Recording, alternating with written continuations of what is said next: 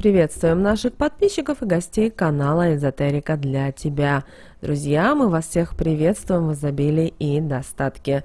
Сегодня в этом видео мы с вами уделим внимание 11 июню. Поговорим о том, что можно и что нельзя делать на Феодосию Колосятницу. Поговорим немножко о народных приметах, а также поговорим о том, почему именно в этот день, 11 июня, нужно отложить всю серьезную работу.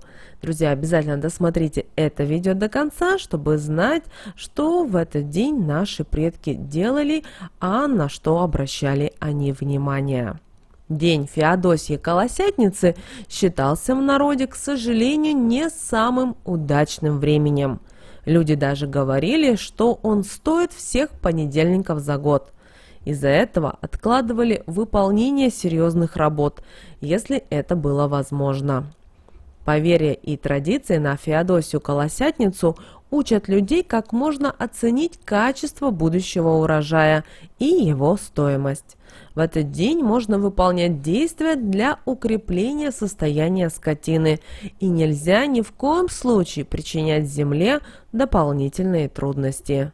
Приметы древних славян показывают, как по колоску ржи вы можете определить состояние урожая грибов.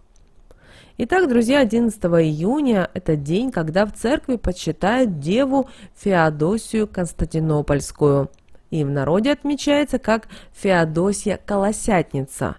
Это связано с тем, что пришло время ржи формировать колос. Она являлась незаменимым продуктом в семье, потому что зерно шло на муку, а значит, это хлеб на столе. Ее также можно было продать и иметь дополнительные деньги. Поэтому старались присмотреться, как колосок начинает цвести. Если цвет появлялся снизу, то это предвещало плохую цену на рожь. Зацвел колос с середины, то цена будет держаться в средних нормах. Ну а если сверху, за зерно можно получить достаточно хорошие деньги. Даже существовало поверье, что во время цветения ржи нельзя выбеливать холсты. Также родители запрещали сегодня прыгать деткам на импровизированных дощатых качелях. Считалось, что в этот день земле особенно тяжело, поэтому дополнительными прыжками ей можно было нанести вред. На лугах начинался сенокос, и трава становилась в это время грубее.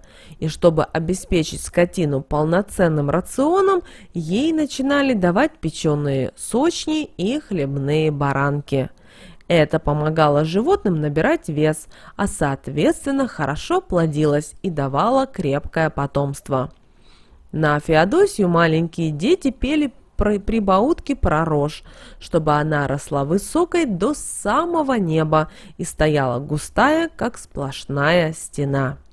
С наступлением дня Феодосии Колосятницы начинался сезон боровиков, а их урожай определяли по колоскам ржи.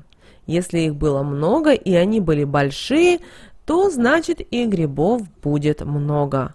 Если же на улице знойная жара, то про грибы-боровики можно просто забыть. То есть неблагоприятная погода не даст спорам грибов росту. А поговорка старых людей только подчеркивала связь урожая грибов и хлеба. Коли грибовна, то и хлебовна.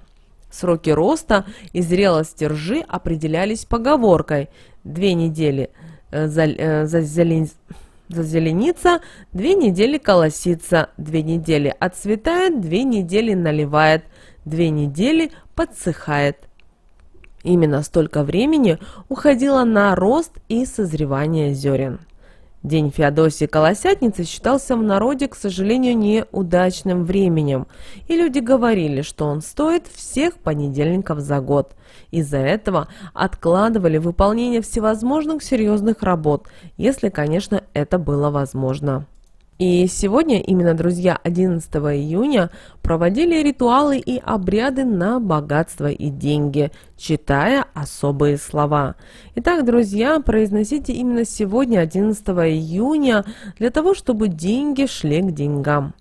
Если вы сегодня будете произносить эти заговорные слова, когда вам дают деньги, например, сдачу в магазине, то у вас всегда будут водиться денежки. Поэтому обязательно именно сегодня, 11 июня, постарайтесь хотя бы один раз произнести эти слова, для того, чтобы деньги шли к вам в руки.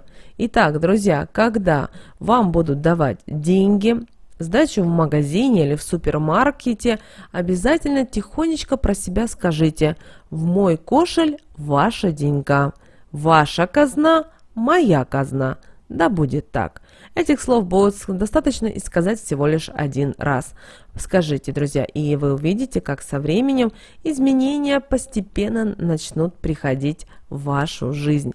Друзья, вот такой у нас с вами неоднозначный день, 11 июня по народным приметам, но помните, что все зависит только от нас, как мы желаем, как мы хотим, так у нас и прибавляется и становится в нашей жизни.